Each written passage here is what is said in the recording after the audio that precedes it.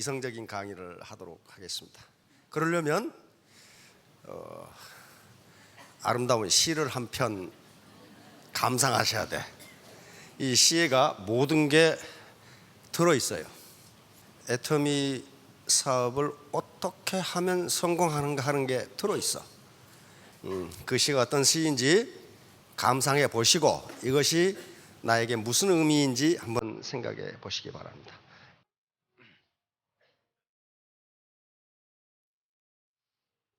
방문객 정현종.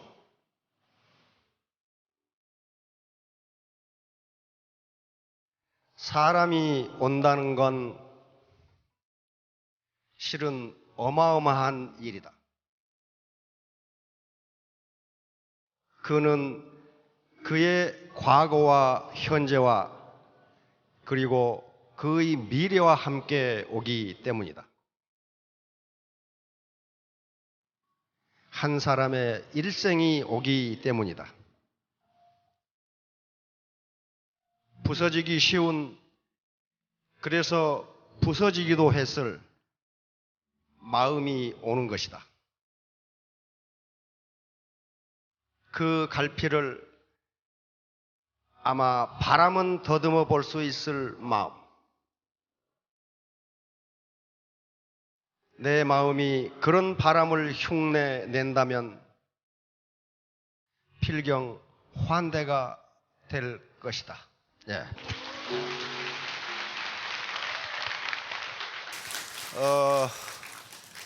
내가 누군가의 스폰서가 되고 누군가가 내 파트너가 된다는 것은 그냥 한 육체가 오는 게 아닙니다. 그 육체 속에는 그 사람의 과거, 현재, 미래가 들어있고 꿈과 역사가 들어있습니다. 그러면 스폰서 입장에서 파트너를 성공시키지 못한다면 그 사람은 한 사람의 역사, 한 사람의 일생을 망쳐버린 것이 됩니다. 우리가 날마다 많은 사람을 만나고 또 내가 많은 사람의 손님이 되고 많은 사람이 나의 손님이 되는 것, 이게 하도 일상적으로 이루어지는 것이기 때문에 우리는 만남을 허투루 생각할 수가 있는데 결코 그런 게 아닙니다. 일반적으로 우리는 우리 나이 드신 분들 옛날에 손님이라는 개념이 있어요. 그렇죠? 방문객이 손님이거든요. 우리는 손님을 어떻게 대접했습니까? 우리는 동방예의지고 손님은 극진하게 대접을 했어요. 그렇죠?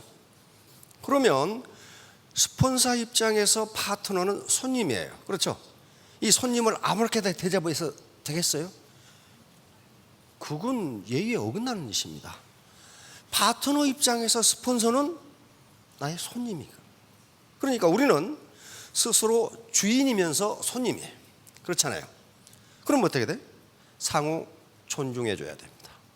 상호 존중해야 되고 그 손님을 내 목표 달성을 위한 수단으로 써서는 절대로 안 됩니다. 도구로 써서는 안 돼요. 인간은 그 자체가 존재 목적을 가지고 있는 것이지 누군가의 목표 달성을 위해서 아무렇게나 써먹어도 될 그런 수단이 아니에요. 인간이 써먹을 수 있는 수단은 세상 만물입니다. 그건 우리가 수단으로 써도 돼요.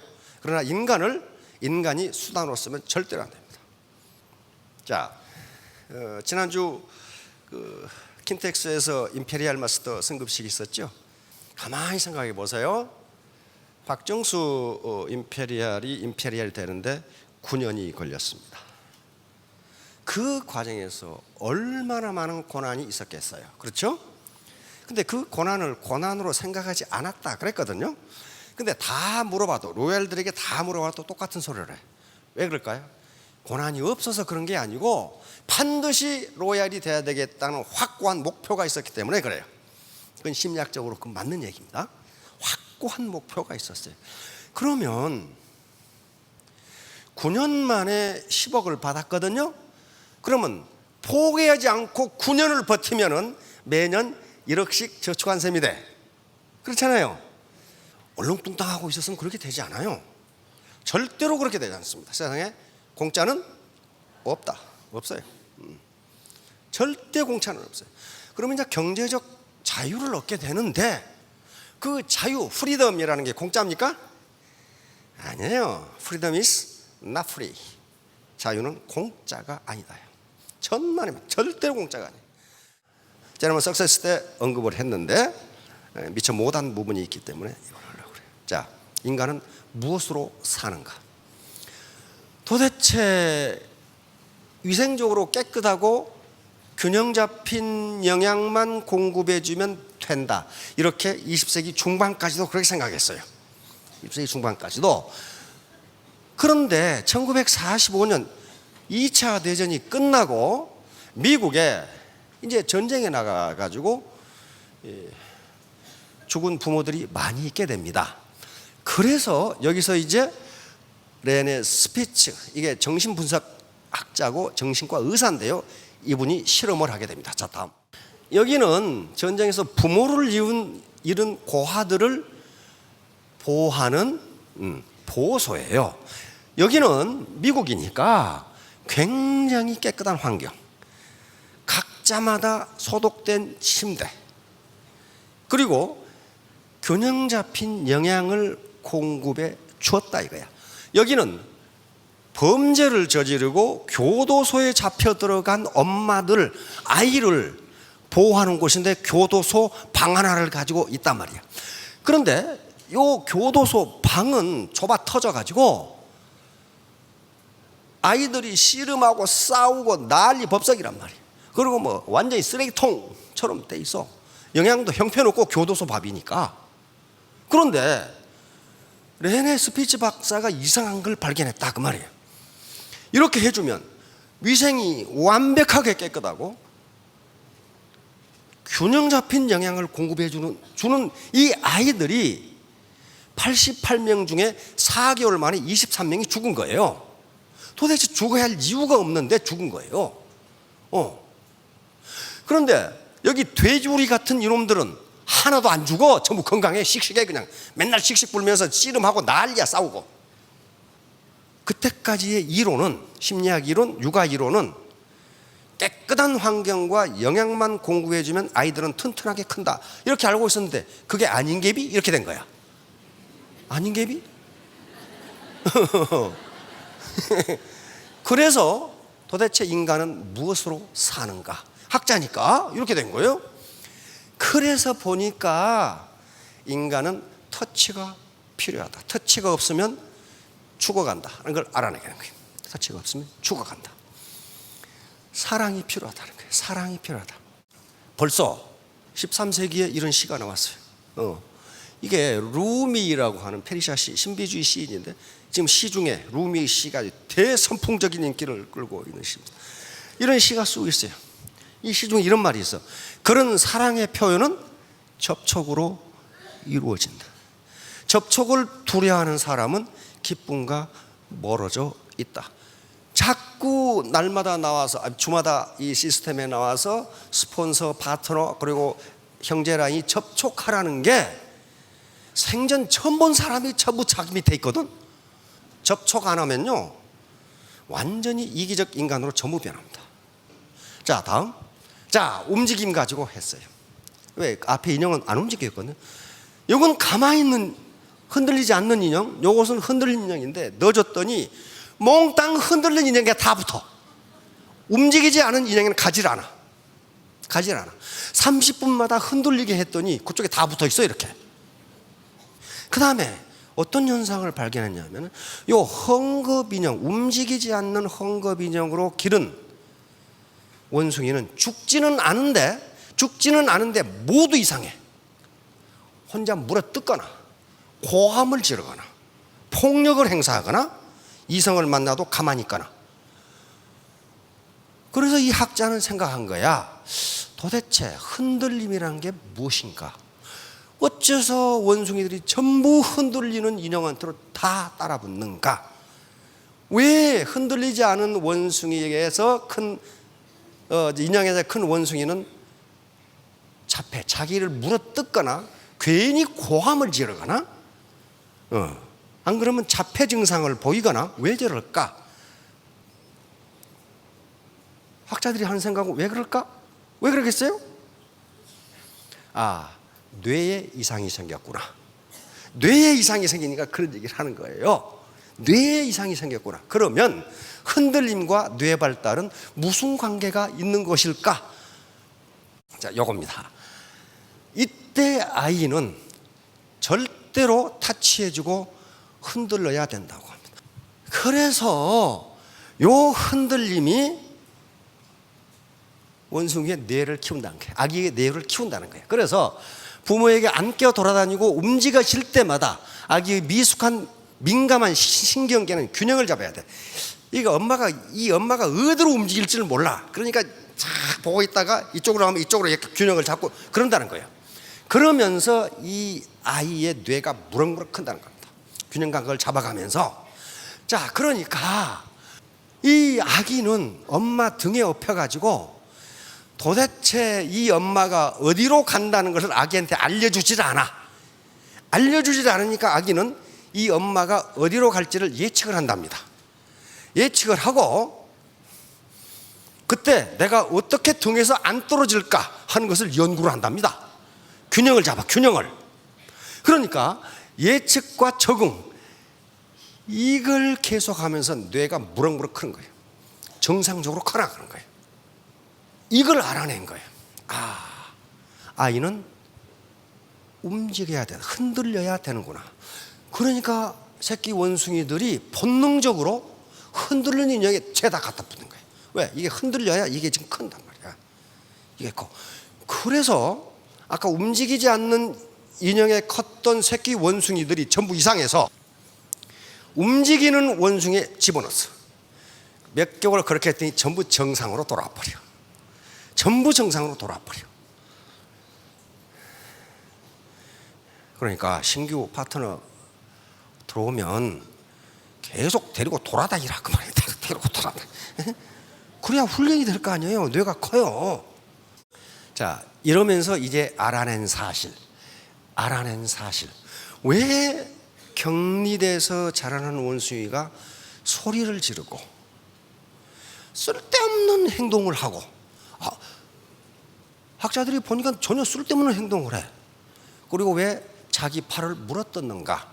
그게 외부에서 흔들림이 없기 때문에 자기가 자극을 주려고 한다는 것을 생존을 위한 몸부림이라는 것을 알아냈어요.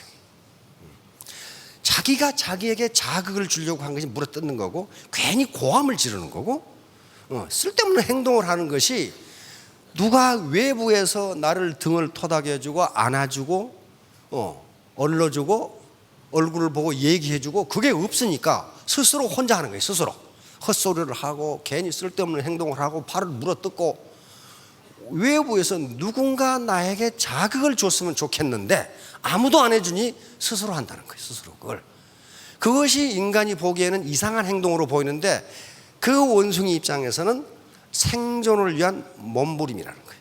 그렇게 하지 않으면 못 산다는 거예요. 그걸 알아낸 거예요. 그럼 두 가지를 이제 알아냈죠. 사랑의 본질은 흔들림이다, 접촉이다 하는 걸 알아냈어요. 다시 말하면 엄마가 아이를 얼러주고 등을 토닥여주고 잘 때 노래를 불러주고 엎어지면 일으켜주고, 요 많은 것들이 사랑이란 걸 주는 거지 젖 먹여준다고 되는 게 아니다 하는 걸 알아낸 거예요. 만약에 젖 먹여주는 것이 사랑의 본질이라면은 우유병을 가지고 우유를 먹여주는 간호사를 좋아해야 되는데 안 좋아하더라 그런 말이에요. 다시 말하면 생리적 욕구를 해결해주는 어떤 요인은 사랑의 본질이 아니다.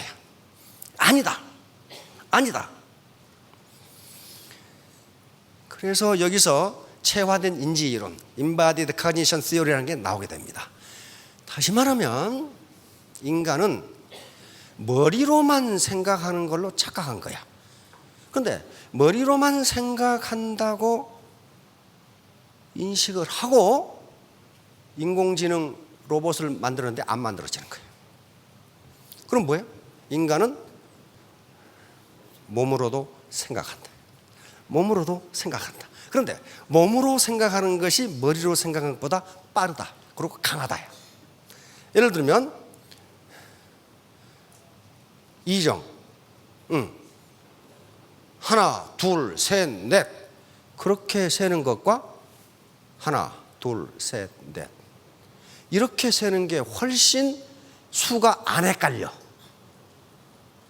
그걸 알아낸 거예요. 그럼 뭐예요? 머리만 생각하는 것이 아니라 손도 생각한다. 손도 생각한다.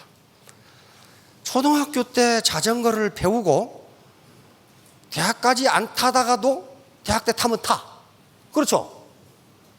근데 내 몸의 세포는 어떻게 됐어요? 100일이면 다 없어 갈아버린다고 그랬죠. 그런데 타. 뭐예요? 몸이 생각하고 있는 거예요. 몸이 생각하고 있는 거예요. 머리만 생각해서 자전거 못 타요?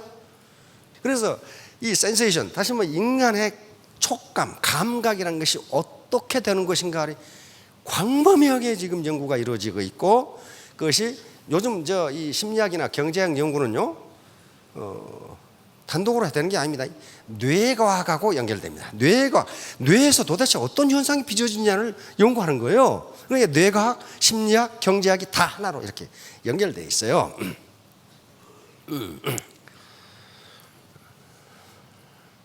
협상을 할 때, 리크루팅 할 때 학자들이 권장합니다. 반드시 따뜻한 커피를 마셔라. 찬 커피를 마시면 거의 100% 거절한답니다. 따뜻한 커피를 마시면 자기는 모르는데 몸이 뭐라고 생각하느냐 하면 나는 따뜻한 인간이다. 그렇게 생각한답니다. 나는 따뜻한 인간이다. 다시 말하면 몸도 생각한다. 몸도 생각한다. 터치를 한다는 것은 어떤 거예요? 서로 호감이 가는 거예요. 호감이. 서로 호감. 자기도 몰라. 모르는데 그렇게 된다는 거예요. 그래서 시스템에 계속 나와라, 강의를 들으라. 이 강의가 무척 어려워서 그런 게 아니란 말이에요. 이렇게 터치하는 것은 스킨 투 스킨. 요것만 터치가 아니고 눈으로 터치하고, 같은 말을 들으면서 귀로 터치하고, 같은 쓴 커피를 마시면서 입으로 터치하고, 이렇게 터치가 이루어지면 결국 뭐예요? 하트 투 하트. 마음과 마음이 터치를 하는 거란 말이에요. 그러면 자기 욕심만 채리지를 않아요. 그래서 그 사람이 성공을 해요. 박정수 임페리알도 임페리알이 됐는데 이제 그분 수당은 더 올라가질 않아. 그런데도 끝까지 하겠다는 거예요. 끝까지. 왜? 자기 파트너들을 성공시켜야 하기 때문에. 그 사명감이에요. 사명감. 그 사명감 때문에 그렇게 한단 말이에요. 자, 결론입니다. 해리 할로우 박사는 이렇게 결론을 냅니다. 아기에게는 사랑이 필요하다는 것, 터치가 필요하죠. 자신을 따뜻하게 안아주고 얼러서 달래주는 존재가 꼭 필요하다. 이렇게 토닥토닥 해주고 눈 맞추고 쓸데없는 말 해주고, 근데 그 아기에게 쓸데있는 말이라 그 말이야. 그게 이렇게 된단 말이야. 자, 다음 마크 샌번이라는 사람이 쓴 우체부 프레드라는 책에 나오는 얘기입니다. 당신이 사업에서 성공하고 인생을 성공적으로 살고 싶다면 이걸 하라는 거예요. 뭐 하라는 거예요? 일보다 사람을 먼저 배려하라. 자, 두 번째 뭐라 그랬어요? 돈으로 승부할 생각을 마라. 그리고 어제는 어제일 뿐이에요. 오늘은 새로운 날입니다. 오늘부터 새로 시작하시면 돼요. 마스시다 고노스케, 파나소닉 있죠? 마시다 전기를 창업한 분인데 지금 계열사가 570개입니다. 이 사람 초등학교 4학년밖에 안 나왔어요. 그런데 뭐라고 그랬어요? 사업은 사람이 전부다. 그러면서 사원들에게 이렇게 얘기했어. 만일 고객들이 마시다 전기가 무엇을 만드는 회사냐고 물으면 제품이 아닌 사람을 만드는 곳이라고 답하게. 그런데 이분이 써놓은 이분이 60년간 CEO를 하고 경험을 써놓은 책이에요. 이 제목이에요. 사업은 사람이 전부다. 여기 보면 뭐라고 돼 있냐면요, 우리 지금 리더들은 절감을 할 거예요. 이분은 사람 다루는데 천재라고 했는데 뭐라고 써놨냐 하면은 10명 중에 2명만 당신 생각을 따를 것이다. 10명 중에 두 놈은, 그 사람은 두 놈이란 말 안 해. 두 사람은 반드시 동으로 가라가면 반드시 서로 간다. 그 놈은 절대로 말을 안 듣는다. 그런데 10명 중에 6놈은 눈치를 봐가지고 아무 생각도 없다. 아무 생각도 없다. 그런데 그 정도만 돼도 사업에 성공할 수 있다. 그래놨어요. 그 정도만. 두 놈은 반드시 동으로 가려면 서로 간다. 그 놈은. 근데 자기가 60년간 경험을 해보니까 언제나 그렇더라. 이게 두 놈은 꼭 반대로 얘기한단 말이에요. 자, 다음 그래 결론입니다. 자, 근본주의, 위본주의를 버리고 뭘로 가라고요? 인본주의, 사람을 키우라는 거예요. 왜 그러냐면은 돈을 쫓고 직급을 쫓으면은요 사람이 도망가고 없어. 사람이 도망가 버려. 그러니까 사람을 키우면은 인본주의로 가면은 근본주의와 위본주의는 저절로 된다. 저절로. 그러니까 이게 자동적으로 되기 때문에 마크 샌번이 얘기한 것처럼 일보다 누구를 배려하라? 사람을 배려하라. 사람이 전부예요. 자, 돈과 직급을 쫓지 마시고 사람을 배려해서 파트너를 키우면 모두 3년, 5년 후에 스타마스터, 로얄마스터가 되실 겁니다. 예, 모두 성공하시기 바랍니다.